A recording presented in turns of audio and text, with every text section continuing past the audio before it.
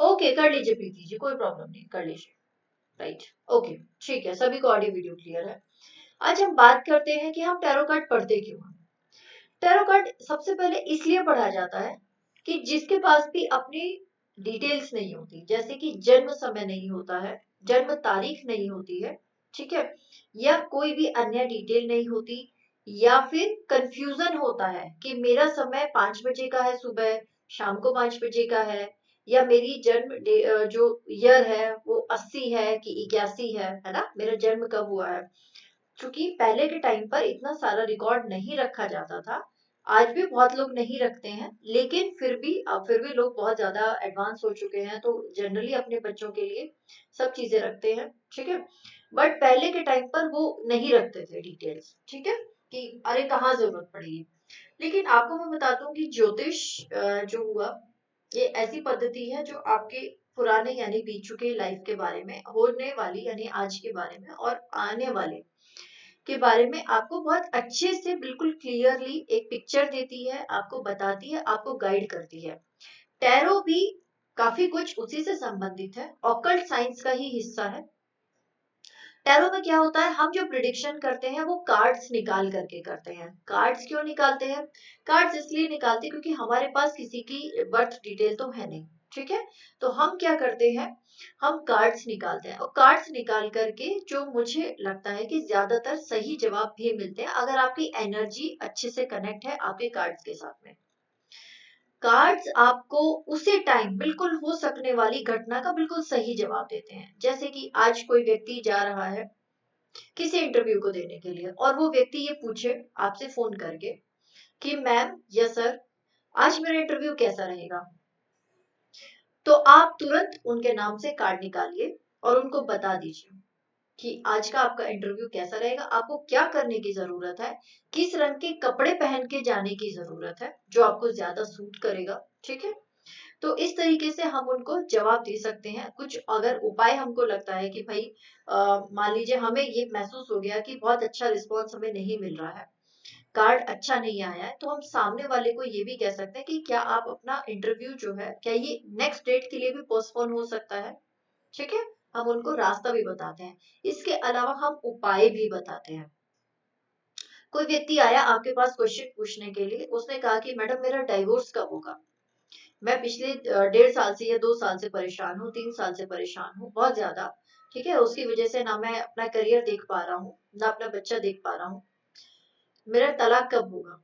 आप कार्ड निकालिए और आप उस व्यक्ति को बताइए कि आपका तलाक इस दिन होगा, ठीक है, इस तारीख तक हो जाएगा। इसके साथ में उनके और भी जो उससे रिलेटेड सवाल हैं, जैसे कि करियर उनका किस तरीके का रहेगा, तलाक के बाद किस तरीके की स्थिति से वो निकलेंगे, गुजरेंगे, उनका बच्चे की गाइडेंस उनको मिल पाएगी या नहीं मिल पाएगी, हर तरीके के सवाल का जवाब आप कार्ड से दे सकते हैं। इसलिए कार्ड की जो टेक्निक होती है वो बेसिकली काम करती है हमारी एनर्जी से। जो हमारी बॉडी की एनर्जी है, हम सभी को पता है कि जिस तरीके से ये दुनिया है, ब्रह्मांड है, पंच तत्वों से मिलकर के बना है, उसी तरीके से हमारा शरीर भी पंच तत्वों से मिलकर के बना हुआ है। इसीलिए कहा गया है यत पिंडे तत् ब्रह्मांडे, ठीक है। यानी कि जो कुछ भी इस पिंड में है, पिंड मतलब हमारे शरीर में है, वो सब कुछ इस ब्रह्मांड में है, और जो कुछ भी इस ब्रह्मांड में है वो सब कुछ इस शरीर के अंदर है। वही नक्षत्र है, वही राशियां हैं, वही ग्रह हैं, और वही पंचभूत है। पंचभूत से मिलकर के ही सभी को पता है हम पैदा होते हैं पंचभूत में ही, अंत में मिल जाते हैं, ठीक है। तो टैरो का छोटा सा कि हम टैरो करते क्यों हैं, ये छोटा सा परिचय। टैरो से अगर आपके अच्छे से कार्ड है, आपकी एनर्जी से कनेक्टेड है, मैं अभी भी बार बार बोल रही हूँ कि टैरो को आपकी एनर्जी से कनेक्ट होना चाहिए, तभी वो आपके सवालों का सही जवाब देंगे। उनको रेस्पेक्ट करिए, उनको प्यार करिए, ऐसे उठा के कहीं भी मत पटकिए। गंदी संदी जगह आपने वहां पर अपने कार्ड्स रख दिए, कार्ड्स क्या है, बहुत पॉजिटिव चीज है, आपने उसको चार्ज कर लिया, चार्ज करने के बाद आपने उसको उठा करके रखना है एक अच्छी साफ जगह पर, और आपने उठा के उसको गंदी जगह पर रख दिया, गंदे कपड़ों के साथ रख दिया, क्या होगा, वो आपकी कहीं ना कहीं उस नेगेटिविटी को ले लेंगे। और जो कुछ कार्ड्स मैंने सभी लोगों को पहले बता के भी रखा है कि पॉजिटिव होते हैं ज्यादातर, कुछ कार्ड्स नेगेटिव भी होते हैं। क्या होगा, नेगेटिव कार्ड्स बार बार आपके सामने आने लगेंगे और आपको कहीं ना कहीं नुकसान होने लगेगा। आप खुद भी डिप्रेस फील करेंगे, स्ट्रेसफुल फील करेंगे, थोड़ा सा परेशान रहेंगे। ठीक है, तो इसलिए मैं सभी लोगों से बार बार ये कहती हूँ, अपने कार्ड्स को चार्ज करिए। कैसे चार्ज करना है वो भी बताऊंगी, कहाँ रखना होता है, किस तरीके से सहेज के समेट के रखना होता है, किस तरीके से हम कार्ड निकालते हैं, सब चीजें सीखेंगे। आज पहली क्लास है, आगे आगे बहुत कुछ आप लोगों को मिलने वाला है। सबसे पहली बात है कि टैरो कार्ड रीडिंग का जो उपयोग है वो किस लिए किया जाता है? भविष्यवाणियां करने के लिए। ठीक है, अगर लोगों ने वीडियो देखी है तो आप लोगों ने ये ध्यान दिया होगा, राजीव ताम्रकर जी का नेटवर्क आई थिंक थोड़ा सा वीक है, क्योंकि वो बार बार आ रहे हैं जा रहे हैं। मूल रूप से एक टैरो कार्ड में कितने एक डेक के अंदर कितने कार्ड्स होते हैं? एक डेक के अंदर 78 कार्ड्स होते हैं। जिन लोगों ने अपने कार्ड्स अभी नए मंगवाए हैं ये उनके लिए है। 78 कार्ड्स होते हैं और हर एक कार्ड दूसरे से अलग होता है। ठीक है, पहला कार्ड आपको अलग मिलेगा, दूसरे का मतलब अलग निकलेगा, तीसरे का अलग निकलेगा। सब कार्ड्स का मतलब अलग होता है, कुछ को छोड़ करके, क्योंकि इसको हम दो कैटेगरीज में डिवाइड करते हैं, एक मेजर मेजर अरकाना और दूसरा माइनर अरकाना। ठीक है, टैरो रीडिंग की मदद से आप किसी भी व्यक्ति के जीवन में आने वाली घटनाओं के बारे में बता सकते हैं। आज हो सकने वाली चीज के बारे में भी बता सकते हैं, कल होने वाली चीज के बारे में भी बता सकते हैं, आने वाली चीजों के बारे में भी बता सकते हैं। कोई व्यक्ति आपके पास आया, उसने बोला मैम मुझे मेरी शादी के लिए लड़का देख रहे हैं या लड़की देख रहे हैं, प्लीज आप मुझे हेल्प करेंगी कि जो है मेरा होने वाला जो पार्टनर है उसका नाम, मतलब वो मुझे कहाँ मिलेगा, कैसे मिलेगा? आप कार्ड निकाला, आपने बता दिया। उसके बाद आप ये भी बता सकती हैं कि देखिए मैं आपको बताती हूँ कि उसके नाम का पहला अक्षर किस वर्ड से होगा, किस अल्फाबेट से होगा, वो भी आप बता सकते हैं। ठीक है, तो ये सुन करके वो और ज्यादा खुश हो जाएंगे। बहुत सारी चीजें हैं जिनके बारे में आप बेसिकली गाइड करते हैं, क्योंकि हमारा काम है गाइड करना लोगों को। हम लोगों को मिसगाइड नहीं करते हैं, गलत सलत इंफॉर्मेशन नहीं देते हैं, हम हमेशा सही चीज बताने की कोशिश करते हैं। थोड़ा बताइए लेकिन सही बताइए। अपने करियर के लिए आप बिल्कुल सही रास्ता चुन सकते हैं, चाहे वो किसी के भी करियर के बारे में हो, स्वास्थ्य के बारे में हो, रिश्तों से संबंधित हो। कैसा भी सवाल वो व्यक्ति आपके पास लेकर के आता है, हर सवाल का जवाब जो है आप उस व्यक्ति को देंगे। ठीक है, यहाँ तक क्लियर है सबको?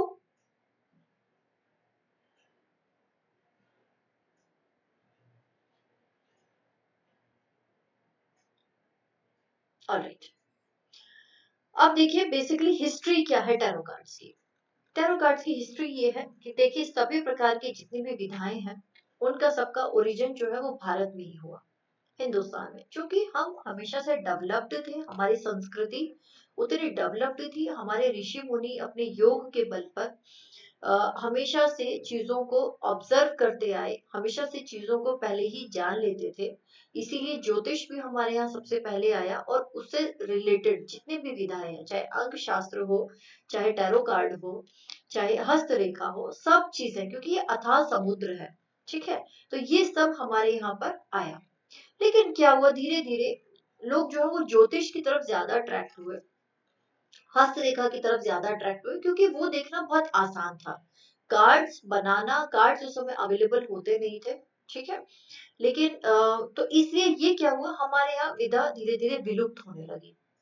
लेकिन जैसे कि सभी को पता है कि विदेशी हमारे यहाँ आते रहते थे, तो विदेशी हमारे यहाँ से ये कार्ड्स ले गए, इस विधा को सीखा और जाकर के अपने यहाँ पर इसको करने लगे मॉडिफाइड रूप में। मॉडिफाइड मतलब चेंज करके उसके अंदर कुछ चीजें, और उन्हें अपने कार्ड्स का नाम दे दिया।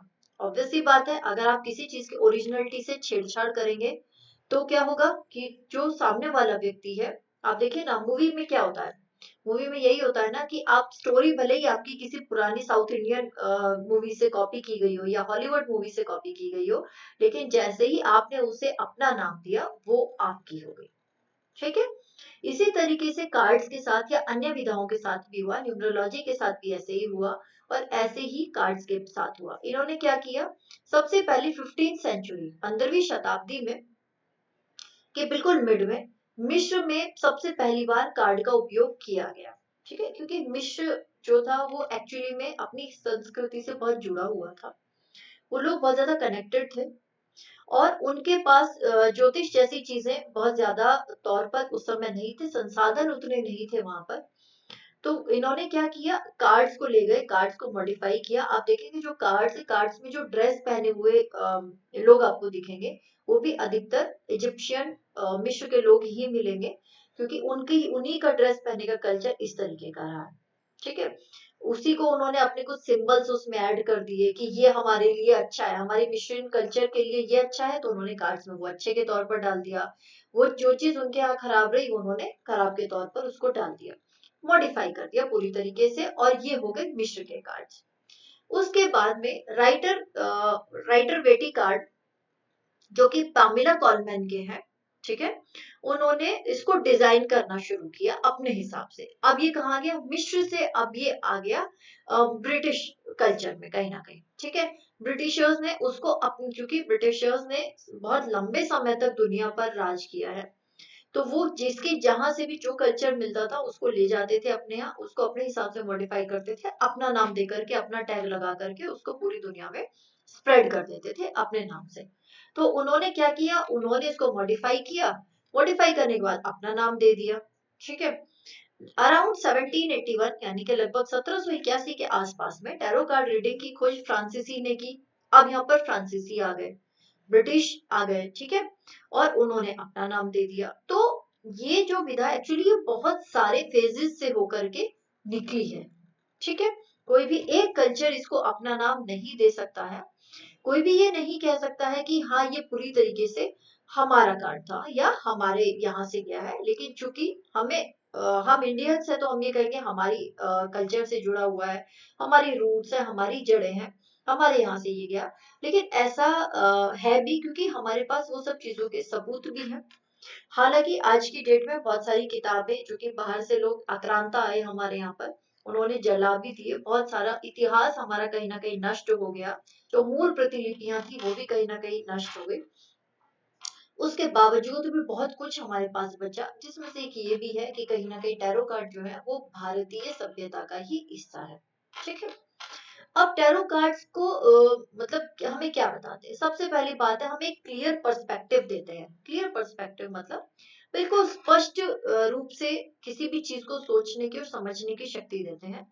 एक जो है सोचने समझने का एक कहीं ना कहीं पर्सपेक्टिव हमको देते हैं, एक परिप्रेक्ष्य हमको देते हैं। आत्म सुधार पर ध्यान करने में कहीं ना कहीं हमें मदद करते हैं, हेल्प करते हैं। छोटी सी चीज आपको बताना चाहूंगी, जब भी आप कार्ड निकालें या आप सुबह उठिए शाम के टाइम पर, जब भी आप थोड़ा सा फ्री हो, आप बैठ जाइए थोड़ा सा ध्यान करने के लिए, मेडिटेट करने के लिए। मैं ये नहीं कह रही हूँ कि बहुत बड़े साधु बन जाइए आप या इस तरीके का कुछ भी, लेकिन मेरा कहने का मतलब केवल इतना है कि अगर आपको अपने आप को साफ रखना है, अपने आप को एक प्योर रूप में लेकर के आना है, प्योर वर्जन अपना लेकर के आना है सभी के सामने, तो कहीं ना कहीं अपने अंदर जो नेगेटिविटी है, अपने अंदर जो नेगेटिव ऊर्जा है, जो खराब एनर्जी है, उसको निकालना पड़ेगा, उसको साफ करने की जरूरत पड़ेगी। तभी आप ज्योतिष विधा या जो है हस्तरेखा, न्यूमरोलॉजी या फिर कार्ड्स जैसी चीजों से जुड़ सकते हैं, कनेक्ट कर सकते हैं। जितने प्योर आप होंगे उतने ही प्योरिटी से आप सामने वाले के सवालों का जवाब दे सकते हैं। रिलेशनशिप एडवाइस हमको कार्ड देते हैं, डिसीजन लेने यानी कि निर्णय लेने की क्षमता देते हैं, या करियर कौन सा हमें चुनाव करना है ये भी बताने में हमारी हेल्प करते हैं। किसी का कैरेक्टर एनालिसिस करना हो, सामने वाला व्यक्ति, मैडम मैं सामने वाले के लिए बहुत ज्यादा मैं तो बहुत प्यार करता हूँ, लेकिन वो मेरी तरफ उतना अच्छा रिस्पॉन्स नहीं देती है या नहीं देता है, तो क्या उसका कहीं और अफेयर चल रहा है?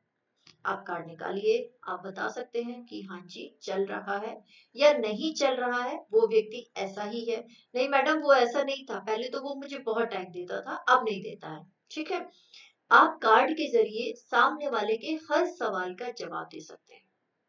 आपकी जो डेवलप द इंस्टीट्यूटिव पावर, आपकी जो इच्छा शक्ति, आपकी जो सहज शक्ति है, जो आपकी इंट्यूशन पावर है, उसको कहीं ना कहीं डेवलप करता, विकसित करता है।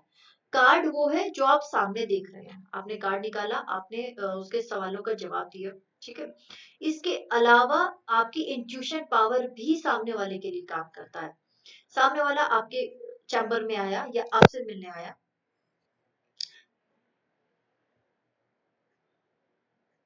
एक सेकेंड, आपसे मिलने आया और वो किस हाव भाव के साथ आया, उसके चेहरे के एक्सप्रेशन कैसे थे, वो कितना पॉजिटिवली आपसे सवाल पूछ रहा था, उसने नेगेटिव वर्ड ज्यादा यूज किए या पॉजिटिव वर्ड ज्यादा यूज किए, और छोटी छोटी सी चीजें हैं, इनको भी आप कहीं ना कहीं समझ सकते हैं। लेकिन समझ कब सकते हैं, जब आपकी खुद की इंट्यूशन पावर उतनी स्ट्रांग होगी कि हाँ आप सामने वाले को समझे। ठीक है, आप खुद को समझिए, पहले अपने कार्ड्स को समझिए, उसके बाद सामने वाले पे फोकस करिए कि यार ये तो कई बार हमें ऐसा होता है, हमारे आसपास कोई बहुत एक इंसान घूम रहा होता है और हमें एहसास होता है कि नहीं ये बहुत नेगेटिव इंसान है, इससे ना बात करने में ठीक नहीं लगेगा। उसी तरीके का जवाब भी आपके कार्ड्स देंगे, आपके कार्ड बता देंगे कि ये जो व्यक्ति है ये नेगेटिव है या एक्चुअली में पॉजिटिव है। सॉल्यूशन ऑफ इमीडिएट डायलेमा, तत्काल दुविधा का समाधान, किसी भी तरीके की प्रॉब्लम आएगी उसका समाधान हमारे कार्ड्स तुरंत देते हैं। आज मेरी बेटी का एग्जाम है, मेरी बेटी का एग्जाम कैसा होगा, ठीक है, किसी ने आपसे सवाल किया, आप तुरंत कार्ड निकालिए, तुरंत उसको बताइए आप टेंशन मत लीजिए मैम, आपकी बेटी का कार्ड एग्जाम जो बहुत अच्छा होगा, कार्ड पॉजिटिव आया। ठीक है, ध्यान उपकरण मेडिटेटिव टूल की तरह भी ये काम करते हैं।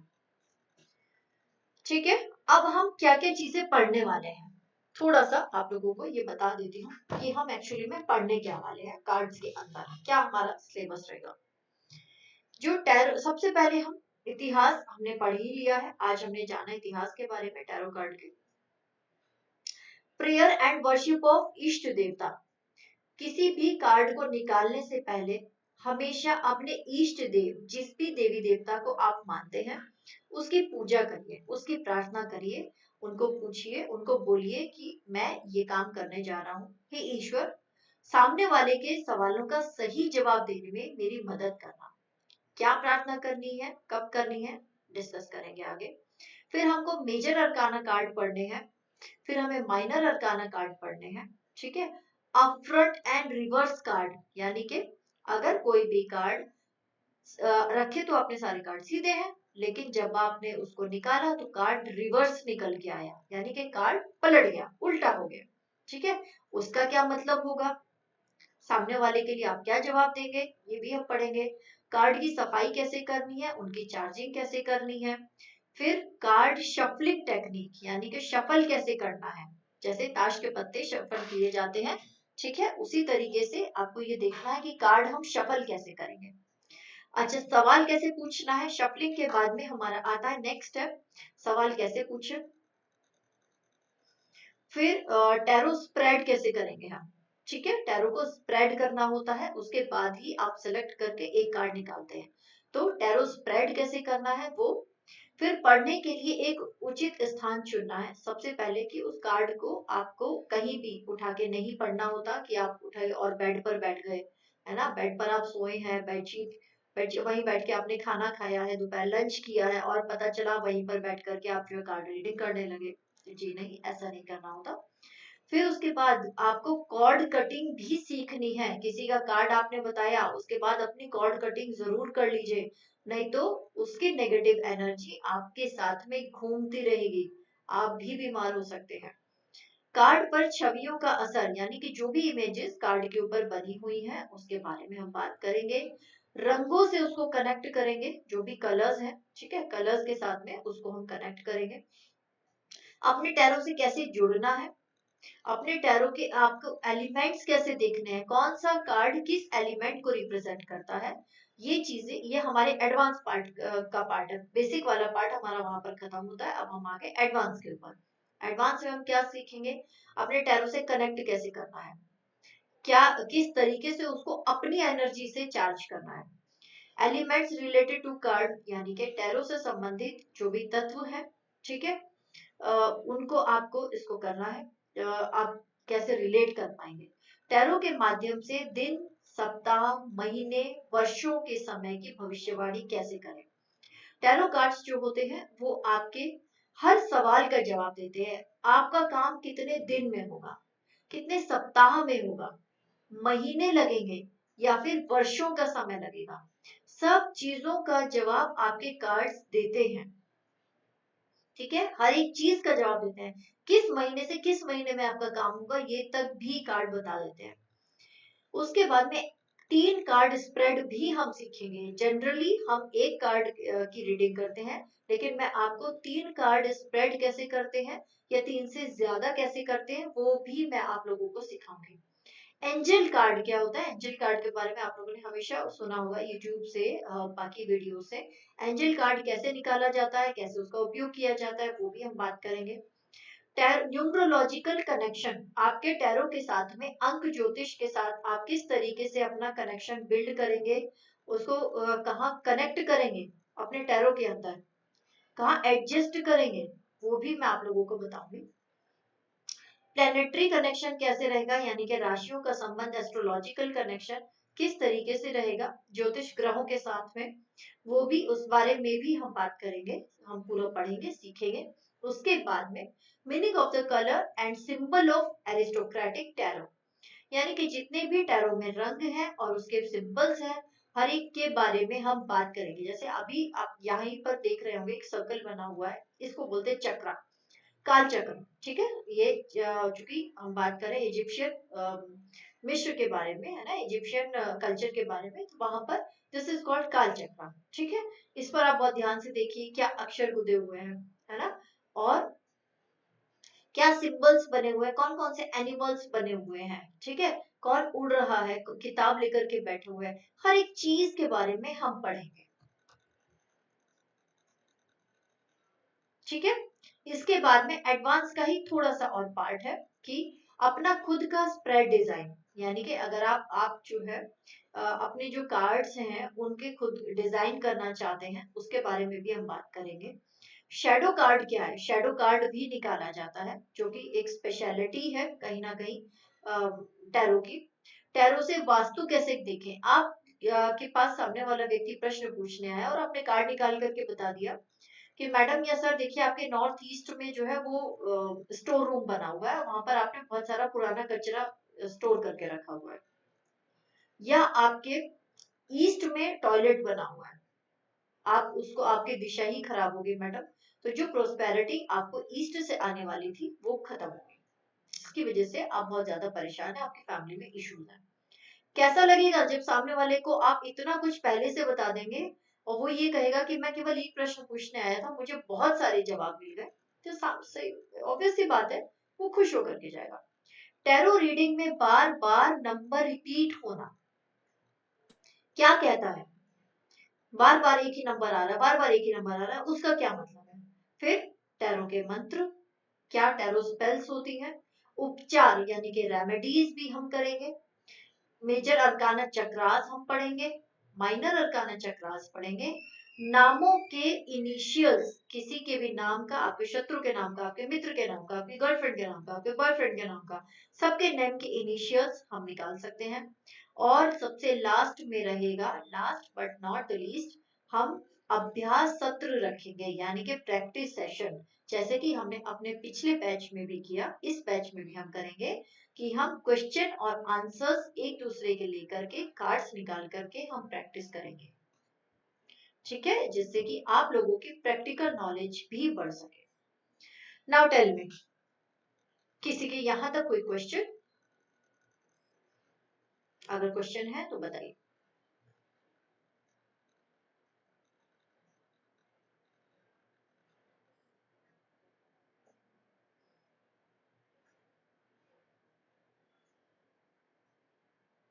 कई लोगों के यहाँ नेटवर्क प्रॉब्लम आ रहा है, बार बार आ रहे हैं सब लोग, बार बार जा रहे हैं। बबीता जी के यहाँ तो खैर नेटवर्क इशू पहले से रहता है। कोई क्वेश्चन यहाँ तक? किसी को कुछ पूछना है, कुछ समझ में नहीं आया हो तो बताइए। माइक ऑन है, आप लोग बात कर सकते हैं। नो, ओके, ठीक है, आगे बढ़ू फिर मैं थोड़ा सा और कवर कर लेते हैं। ठीक है, चलो, ऑलराइट, जहां लगे कि ज्यादा हो गया मुझे बता देना।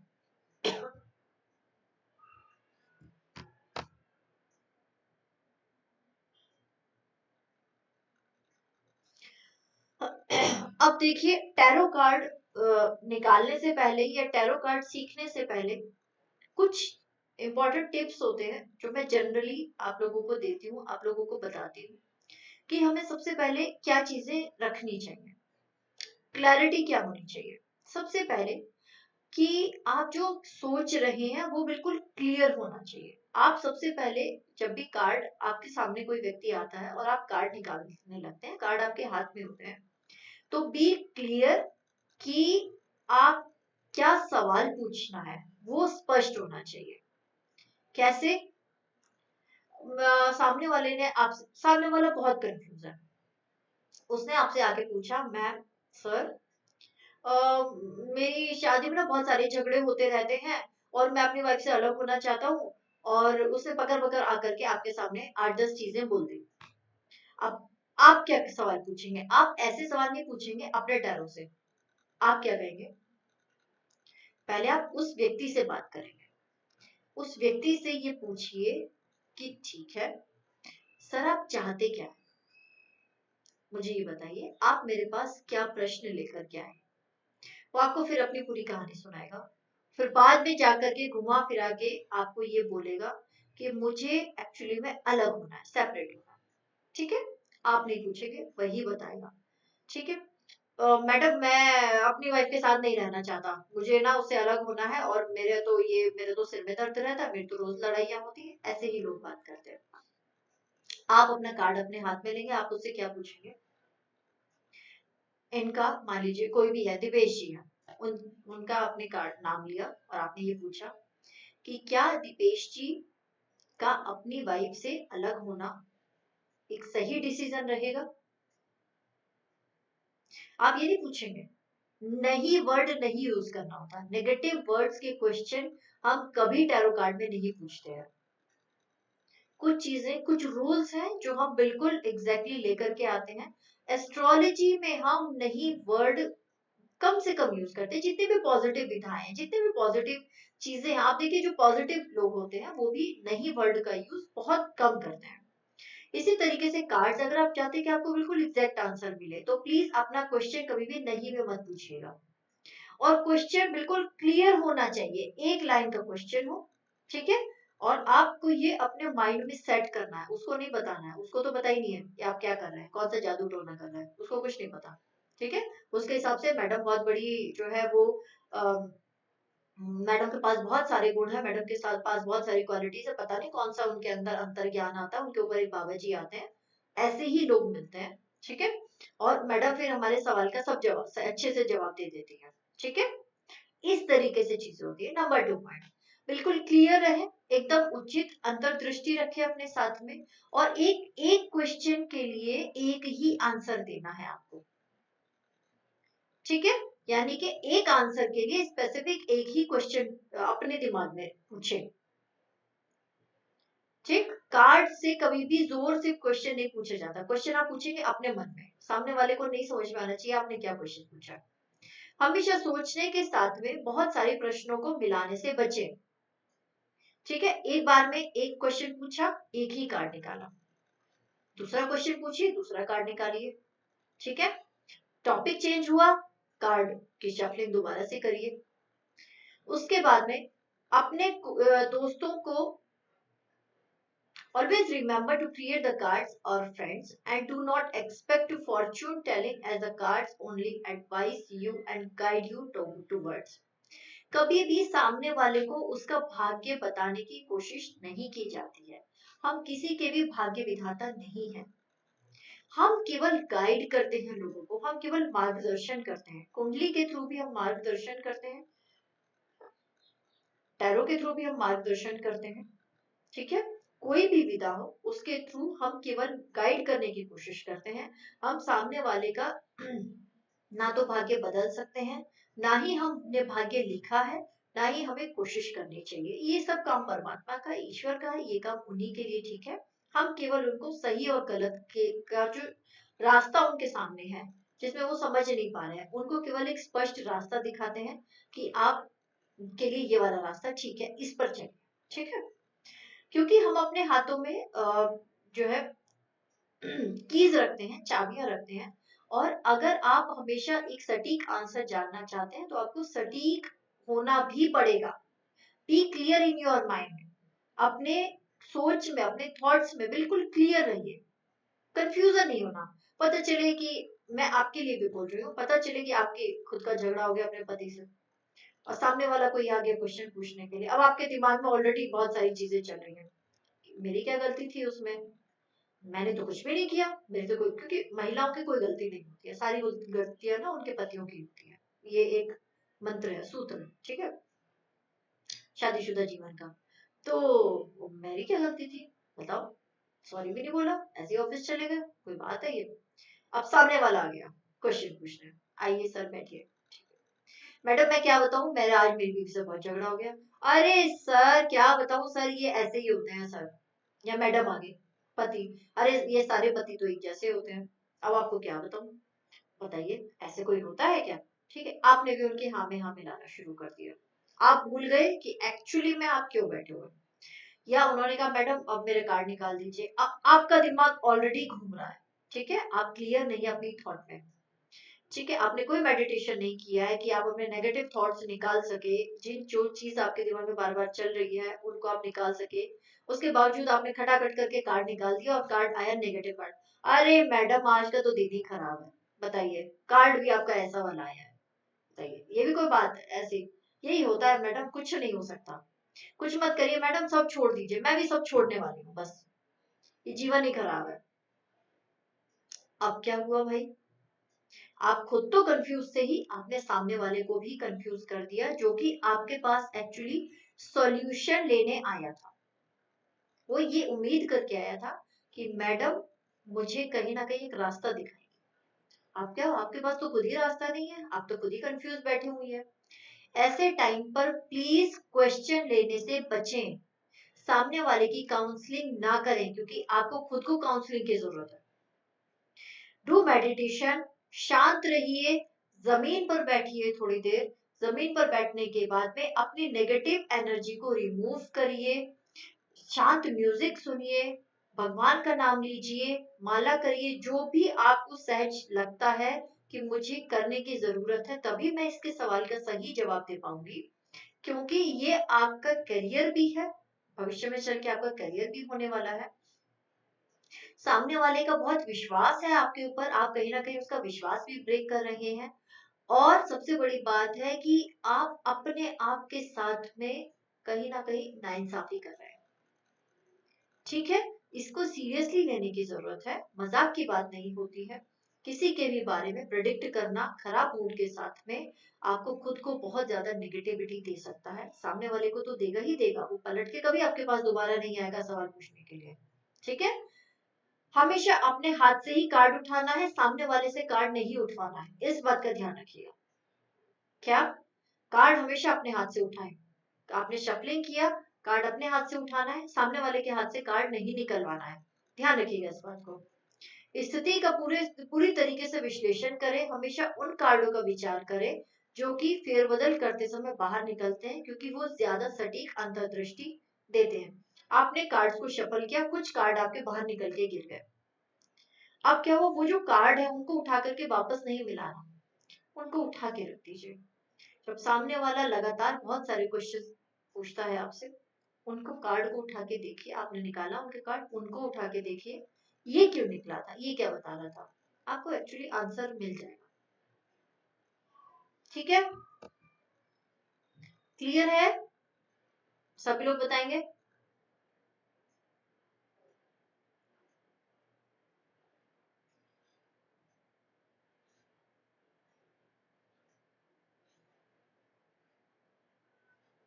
ओके, सभी को क्लियर है, दीपिका जी को क्लियर है, दीपिका जी आज फर्स्ट टाइम आई है, रवीना जी को क्लियर है, ओके,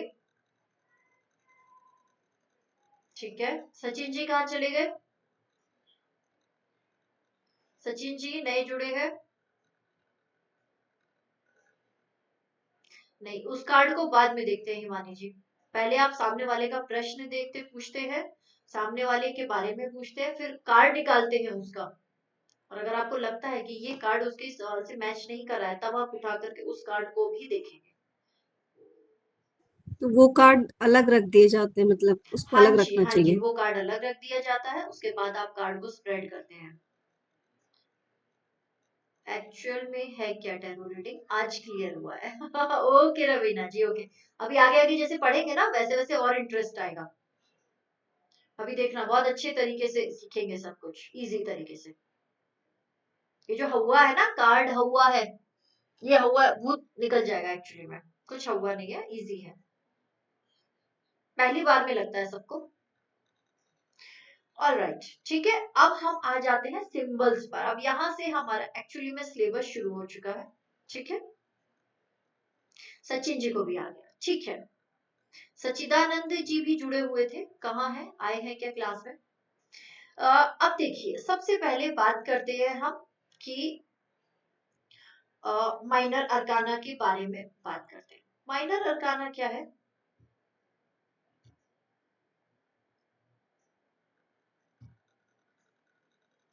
माइनर अरकाना के जो कार्ड्स होते हैं वो 4 तरीके के होते हैं, ठीक है। इसको थोड़ा सा आगे करेंगे हम। अभी मुझे लगता है कि आपको एक्चुअली में ये वाला पार्ट समझ में नहीं आएगा, नेक्स्ट वाला ले लेते हैं पहले। चलिए, हम बात करते हैं सिंबोलॉजी की अब से। अब सिंबोलॉजी क्या कहती है? सिंबोलॉजी हमें बताती है, जैसे कि अभी आज से आप अपने खुद के कार्ड्स, जब मैं क्लास खत्म कर दूंगी उनको निकालिएगा। अभी आपके कार्ड्स चार्ज नहीं है, इसलिए आराम से आप उनको रख सकते हैं टेबल पे, चेयर पे, जहाँ रखना है रखिए। और उनको निकाल करके ये सिंबल्स जो मैं आज आपको पढ़ा रही हूँ, इतने सिंबल्स देखिएगा, ठीक है। इसको एक बार रिवाइज करने की कोशिश करेगा और कार्ड से मिलाइएगा कि ये क्या कहते हैं। शुरू करते हो। फ्लावर अगर किसी कार्ड में है, यानी कि पुष्प, फूल, ठीक है। किस चीज का सिंबल है? ग्रोथ का, यानी विकास का। हमारे आसपास फ्लावर्स खिले होते हैं, हमारे आसपास आप देखिए ना कितनी पॉजिटिविटी लगती है ना पॉजिटिविटी। क्यों लगती है पॉजिटिविटी? क्योंकि फूल इतने सुंदर होते हैं, है ना, दे आर पॉजिटिव एक्चुअली। बहुत अच्छा सा महसूस होता है जब आसपास फूल खिले होते हैं। बहुत खुशी होती है, एनर्जी फील होती है। क्यों होती है? एक कनेक्टिविटी फील होती है। क्यों होती है?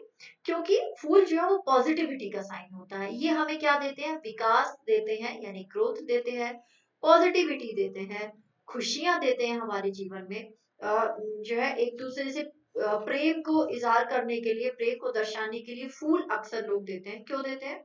क्योंकि भावनाएं दिखाता है ना। कोई भी फूल होगा भावनाएं दिखाता है। बिल्कुल प्रिया जी, गुड वाइब्स, ठीक है।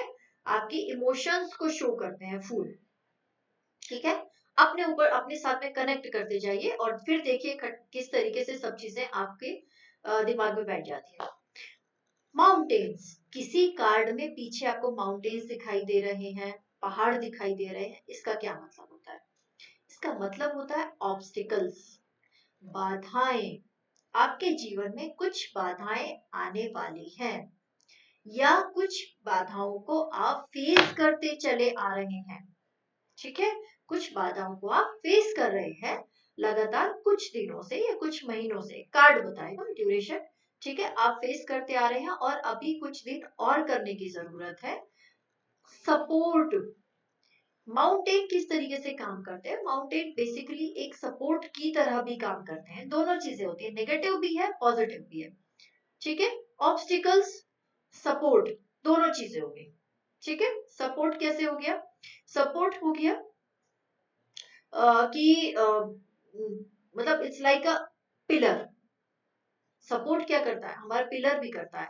ऐसे ही पहाड़ भी कहीं ना कहीं सपोर्ट करते हैं। पहाड़, आप देखिए पहाड़ होते हैं, पहाड़ में से एक सुंदर सा झरना, नदी उसके आसपास कहीं ना कहीं होते ही होते हैं।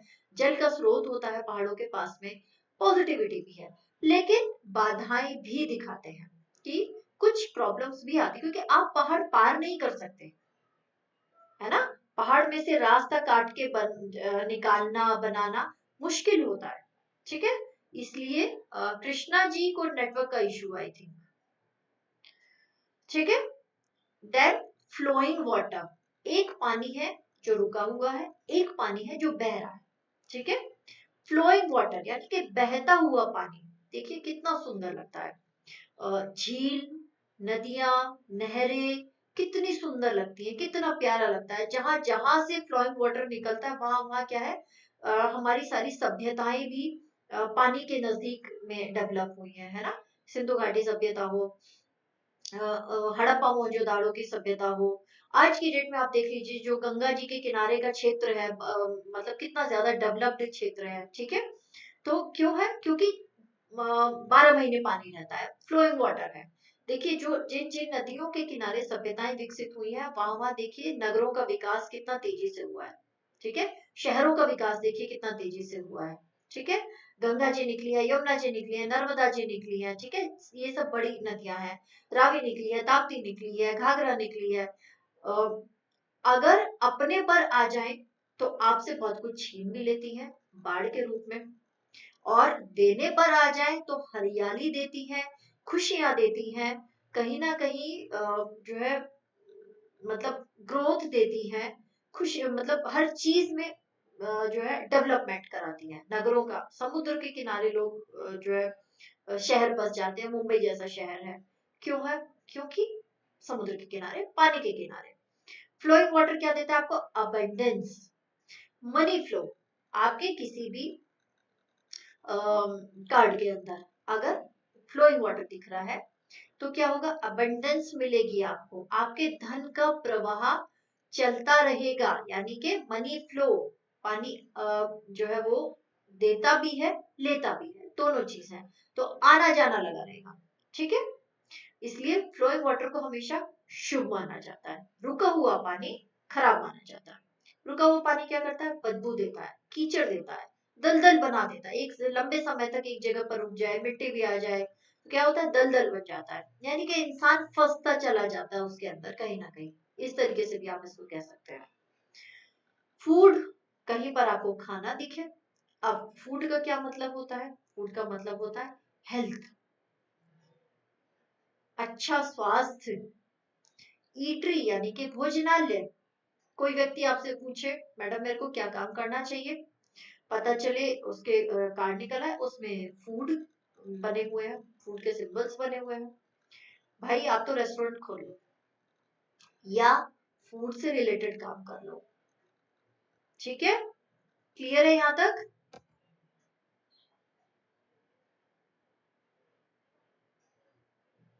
क्लियर है सभी को?